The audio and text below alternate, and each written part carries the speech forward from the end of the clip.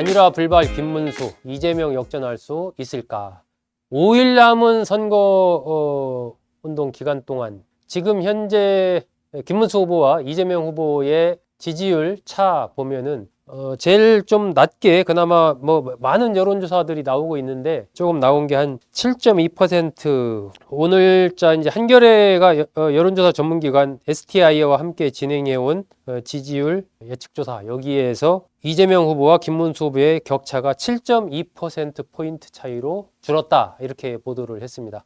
어제 기준으로 이렇게 보도를 한 건데요. 어쨌든 김문수 후보의 지지율 보수 결집이 이루어지면서 상승하고 있는 흐름이다. 그리고 이재명 후보의 지지율은 정체 내지 약간 하향하고 있는 이런 흐름. 그 속에서 이제 이번 이준석 후보의 발언 파문이 생긴 것이고, 그 불똥이 또 이재명 후보에게 튄 상황이어서 이재명 후보의 또 대응에 따라서 지지율이 조금 또 변화가 있을 수도 있지 않나, 이런 생각도 좀 해봅니다. 이 한겨레 조사에 따르면 부동층 거의 줄었습니다. 이제 부동층 6%, 6.1% 정도 부동층에 불과하다. 이제 뭐 다 후보들 지지층이 다 이제 거의 결집을 한 것이죠. 그렇기 때문에 이런 변수가 있어도 그 움직이는, 이동할 수 있는 유권자들 숫자가 큰 폭으로 이동할 것인가, 그것도 좀 의문이긴 합니다. 중도층과 수도권 이런 쪽에서 이제 이재명 후보 지지율이 좀 많이 내렸습니다. 5%포인트 전후에서 이렇게 내렸죠. 이준석 후보 발언이 있고 나서 이재명 후보가 성평등 가족부로 여성가족부를 확대 개편하겠다, 이렇게 또 공약을 했죠. 그 틈새를 바로 이제 치고 들어가면서 그것을 지지세로 끌고 가려고 했었는데, 지금 이제 아들 문제가 다시 또 부각이 되면서 이 흐름이 어떻게 될지 그거 좀 봐야 됩니다. 자, 이재명 후보의 지지율 세대적으로는 20대, 그리고 성향적으로는 중도, 그리고 PK 지역 표심이 흔들리면서 이재명 후보의 지지율이 최근 변화가 좀 있었습니다. 그리고 이제 수도권과 3040 세대 호남, 여기에서 좀 이재명 후보 지지율이 좀 이완이 됐습니다. 좀 지지세가 조금 약해졌다라는 거죠. 전체적으로 초반에는 이제 윤석열 전 대통령의 계엄 그리고 탄핵, 이 흐름이 강하게 가면서 그 흐름으로 이제 지지율이 과반 50% 이상을 넘어갔었는데, 시간이 갈수록 이제 그런 부분이 조금 희석해지고 서로 후보들에 대한 공방, 이런 것들이 이제 계속 이루어지면서 그리고 이제 흐트러졌던 보수층들이 후보가 김문수 후보로 어느 정도 이제 정리가 딱 되면서 그 결집해 가면서 이재명 후보의 지지율이 조금 정체 내지는 하락으로 연결된 것 아닌가, 이렇게 좀 보입니다. 이 서울경제신문이 한국갤럽에 의뢰해서 한 조사 27일까지인데 이거 보면은 9%포인트 차이가 납니다. 어쨌든 약간 차이는 있지만 이재명 후보와 김문수 후보의 이 지지율 격차가 한 자릿수 내로 좁혀졌다라는 부분은 공통적인 것 같습니다. 한 자릿수. 이게 적다면 적고 크다면 큰 격차입니다.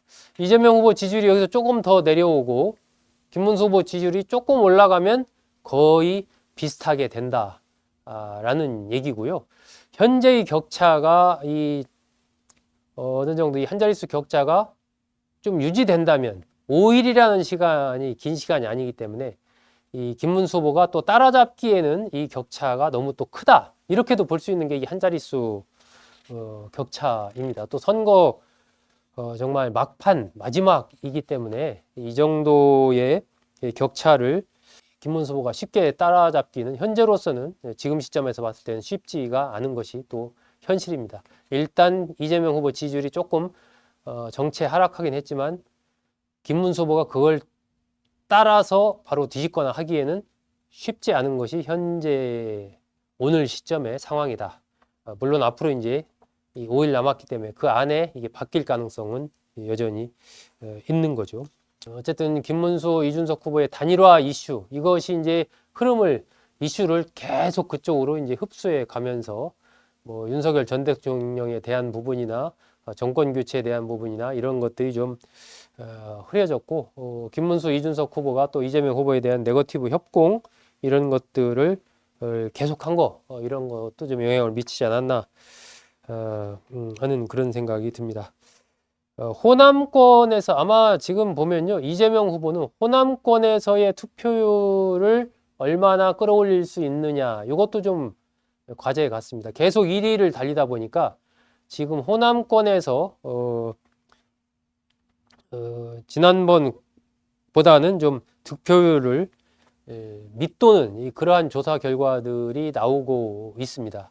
그러니까 당연히 텃밭이라고 여겼던 호남에서의 그런 부분들을 얼마나 좀 결집해내느냐, 이런 게 이제 이재명 후보의 과제 중에 하나고, 김문수 후보는 반대로 대구 경북에서의 그 지지율을 얼마나 끌어낼 수 있느냐 하는 부분이 또 김문수 후보의 과제인 거죠. 양쪽 다 자신 텃밭에서의 지지율을 최대한 끌어올려야 되는데 그것이 지금 그렇게 안 되고 있다라는 게, 지지율이 약간 지금 정체돼 있고, 또 김문수 후보 지지율 상승의 어떤 향후의 그 가능성, 그 이재명 후보를 뛰어넘기 위한 어떤 필수 조건으로서의 그런 부분이 더욱더 이제 부각이 되고 있는 그런 상황입니다.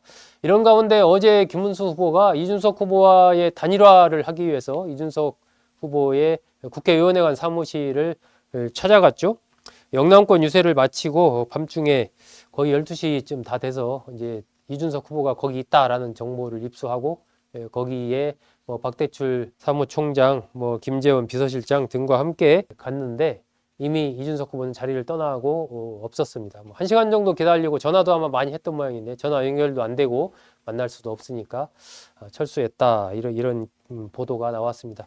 어쨌든 사실상 이준석 후보 그동안에 여러 차례 단일화 없다 얘기했지 않습니까? 그래서 뭐 김문수 후보와 만날 가능성도 없어 보이고, 뭐 안 만나려고 하겠죠. 뭐 어떻게 하다가 김문수 후보가 찾아가서 우연히 만나는 경우가 있을 수도 있겠지만, 이준석 후보로서는 그 그림 자체가 별로 득표에 도움이 안 된다, 이렇게 생각을 하는 거죠.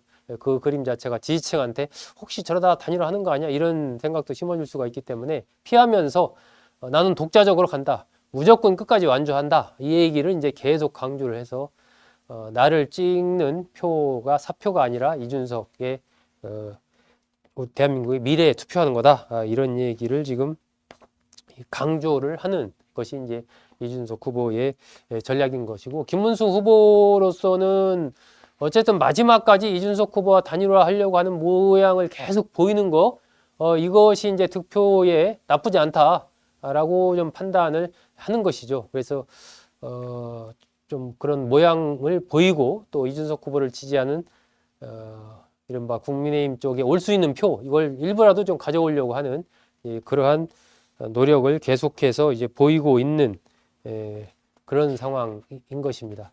뭐 엊그제 이제 국민의힘과 그 새미래민주당과의 그 공동 정부 추진, 이런 거, 또 한덕수 전 권한대행의 지지 표명, 또 이낙연 전 국무총리, 손학규 전 대표 등의 지지, 뭐 이런 것으로 이제 어쨌든 김문수 후보가 조금 내부를 이제 끌어안으면서, 한동훈 전 대표도 마찬가지죠. 이렇게 모양을 만들어 왔기 때문에 이제 이준석 후보와의 단일화가 된다면 그 마지막 거기다 활용 점정이다 생각을 할 텐데, 이것은 이미 이제 끝났다, 이렇게 봐야 되겠죠.